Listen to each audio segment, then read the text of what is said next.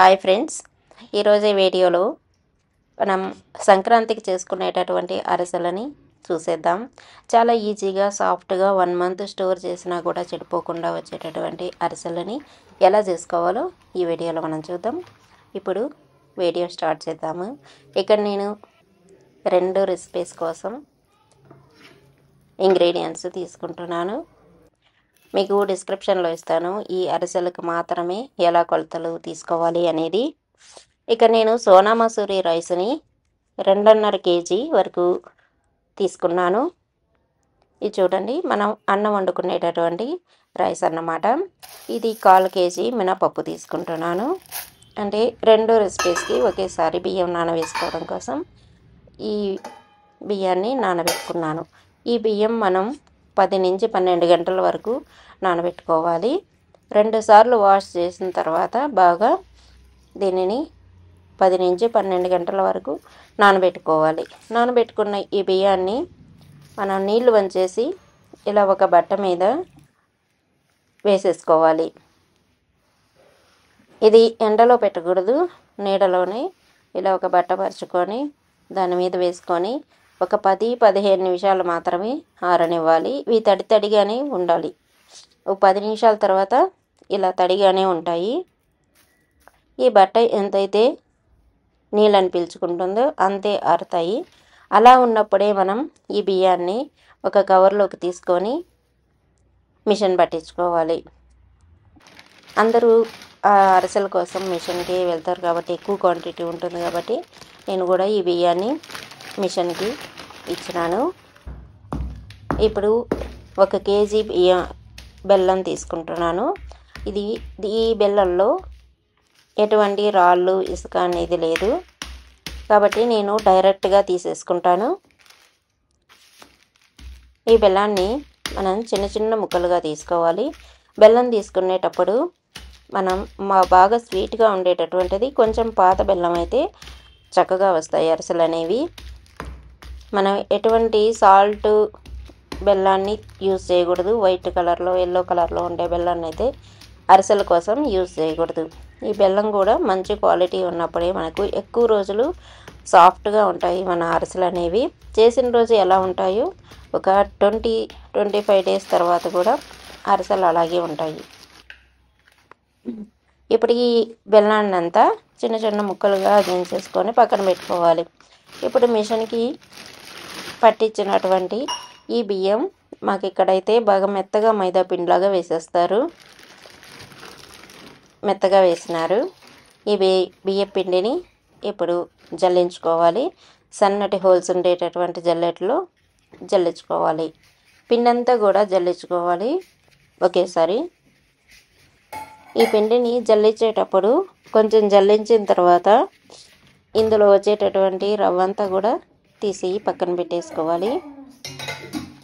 ఇవి మంచి బియ్యం కాబట్టి ఈ రవ్వని కూడా మనం ఏదైనా రెసిపీలో యూజ్ చేసుకోవచ్చు. ఉప్మా అయినా చేసుకోవచ్చు ఆరబెట్టుకొని, ఎక్కువ వచ్చినట్లయితే. కానీ నాకు తక్కువే వస్తుంది. ఇది దోశపిండిలో కలిపేసుకుంటాను నేను. ఆరబెట్టేసి దోశకి నానబెట్టినప్పుడు అప్పుడు వేసేసుకుంటాను. దీన్ని ఒక ప్లేట్లో వేసేసుకొని ఇప్పుడు మనం జల్లించుకున్న కొంచెం పిండిని బాగా ప్రెస్ చేసి అదిమి పెట్టుకోవాలి. ఎందుకంటే ఇది తడి అనేటటువంటిది పిండిలో అలాగే ఉండాలి. మనం మిషన్కి పట్టించినప్పుడు తడిగానే ఉంటుంది కానీ వేడిగా ఉంటుంది జల్లించేటప్పుడు. కానీ ఆ తడి ఆరిపోకుండా మనం ప్రెస్ చేసి అదిమి పెట్టుకోవాలి పిండిని. మనం 2 సార్లు జల్లించినప్పుడు ఒకసారి ప్రెస్ చేసి పెట్టుకోవాలి. ఇలాగే పిండి అంతా కూడా జల్లించేసుకొని మధ్య మధ్యలో ఇలా ప్రెస్ చేసుకుంటూ గట్టిగా అదిమి పెట్టుకోవాలి. తడి అనేది చాలా ఇంపార్టెంట్ ఈ అరిసెలకి. ఇలా పిండి అంతా జల్లించేసుకున్న తర్వాత దీనిపైన ఒక మూత పెట్టి మనం ఇప్పుడు బెల్లం పాకం పట్టుకుంటాము. మనం ముక్కలుగా చేసుకున్నటువంటి బెల్లాన్ని ఒక పెద్ద పాత్రలో, మందంగా ఉండేటటువంటి పాత్రలో వేసుకోవాలి. ఇందులో ఒక 100 ml వరకు వాటర్ వేసుకోవాలి.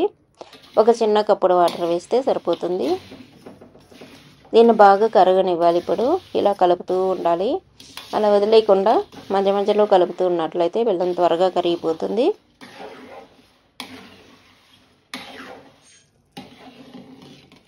ఇలా మనం కరగనివ్వాలి. స్టవ్ ఎప్పుడు మీడియం ఫ్లేమ్లోనే పెట్టుకోవాలి.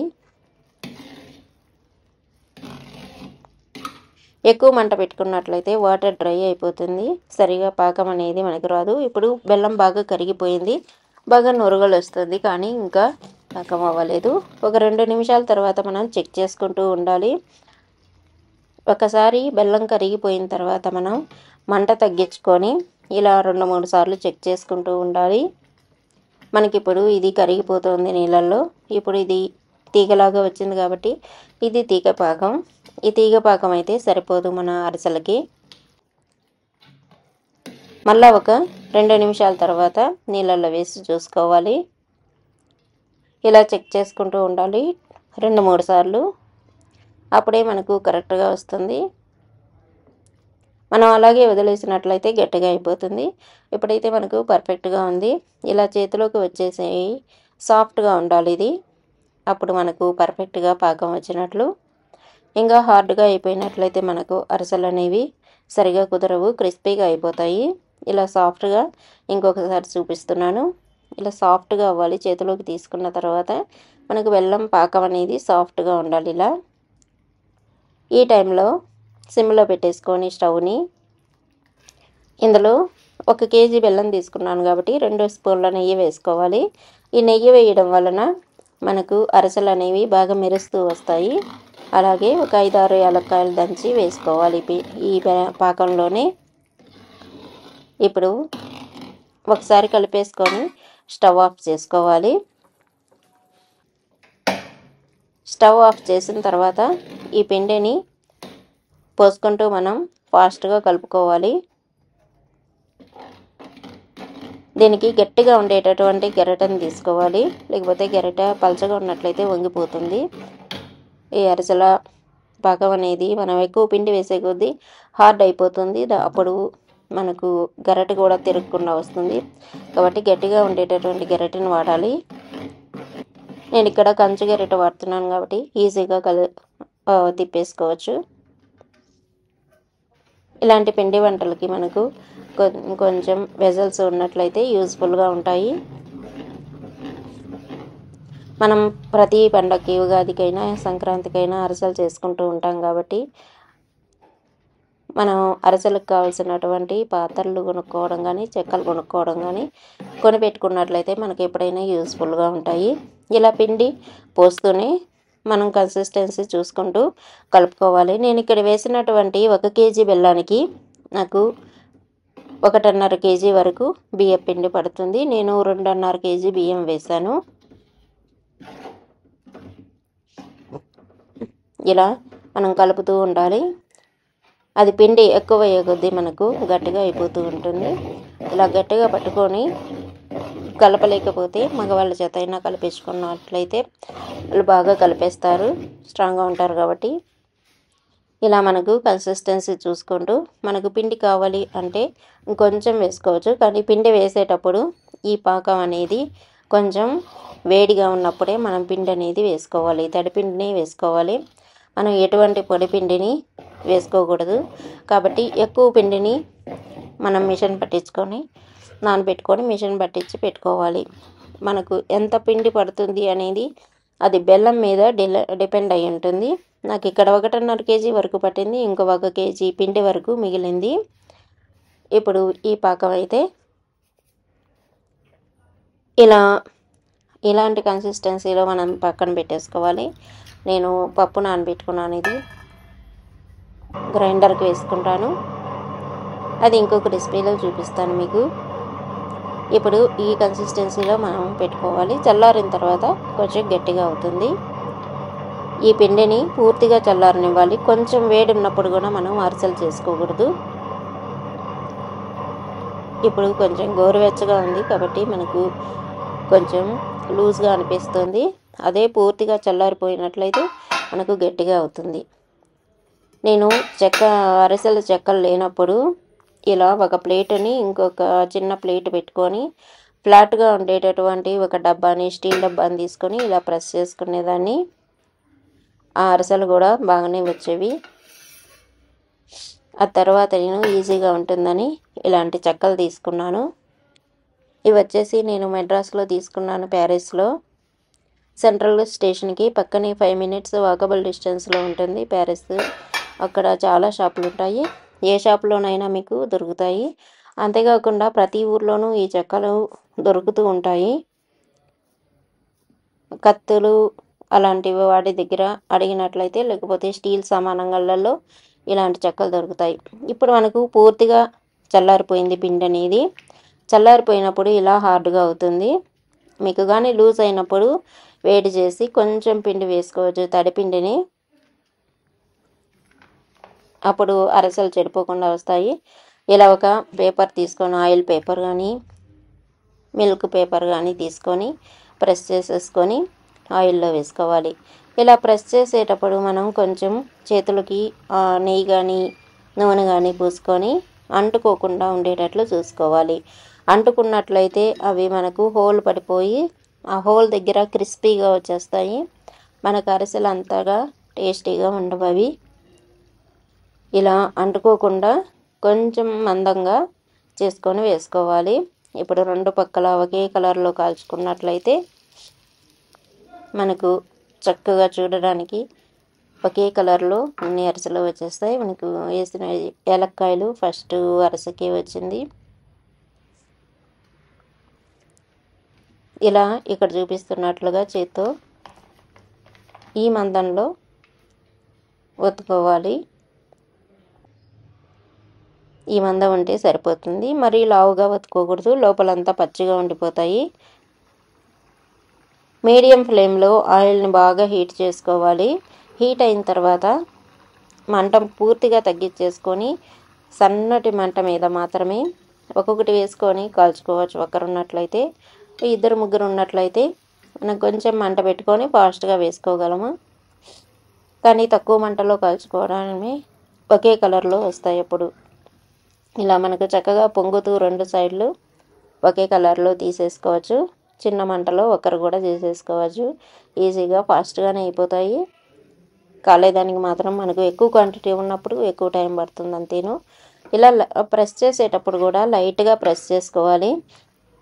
ఆయిల్ మొత్తం కూడా ఒత్తేసుకోకూడదు, అప్పుడే మనకు అరిసెలు అనేవి సాఫ్ట్గా ఉంటాయి. గట్టిగా ఒత్తినట్లయితే మనకు గట్టిగా అయిపోతాయి. ఆయిల్ కొంచెం ఉన్నట్లుగానే లైట్గా ఒత్తుకోవాలి.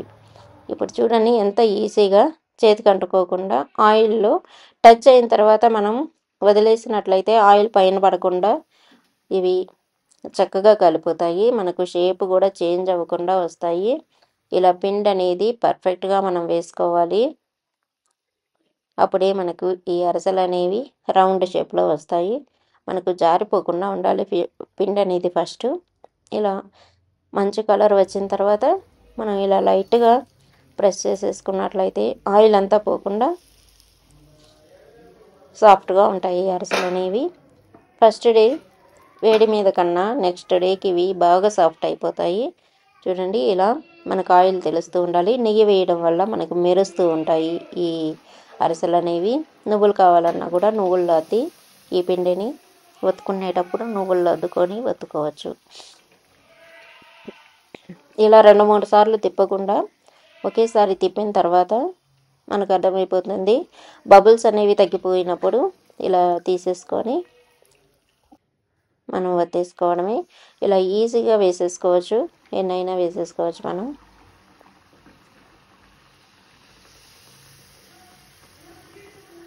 కానీ ఒక్కరు చేసినప్పుడు కంటిన్యూగా పని అనేది ఉంటుంది. ఒత్తుకోవాలి, ఆయిల్లో కాల్చుకోవాలి, మళ్ళా ఆయిల్ని ఒత్తాలి.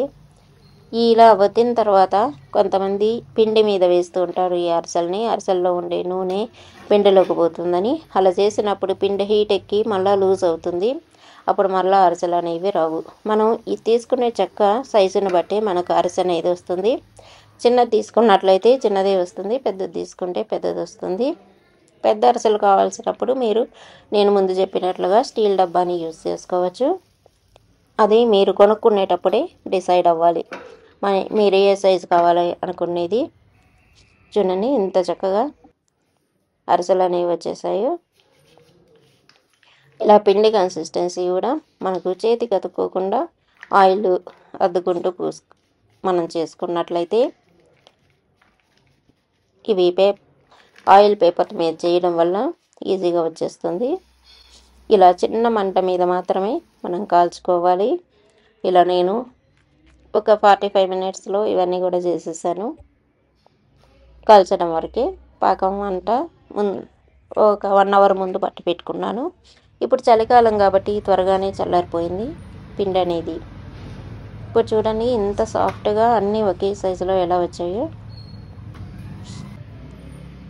మీరు కూడా తప్పకుండా చేయండి. వీడియో నచ్చినట్లయితే లైక్ చేయండి, కామెంట్ చేయండి, షేర్ చేయండి. అలాగే సబ్స్క్రైబ్ చేసుకోండి మరిన్ని వీడియోల కోసం. ఇక్కడ ఎంత సాఫ్ట్గా వచ్చాయో నేను 1, 2 ఇరిచి చూపిస్తాను. ఇప్పుడు చాలా సాఫ్ట్గా వచ్చాయి. 2 సైడ్లు ఒకే కలర్లో వస్తాయి మనకు.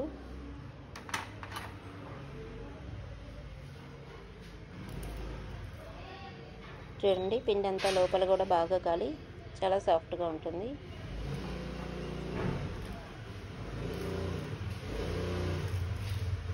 Thank you for watching.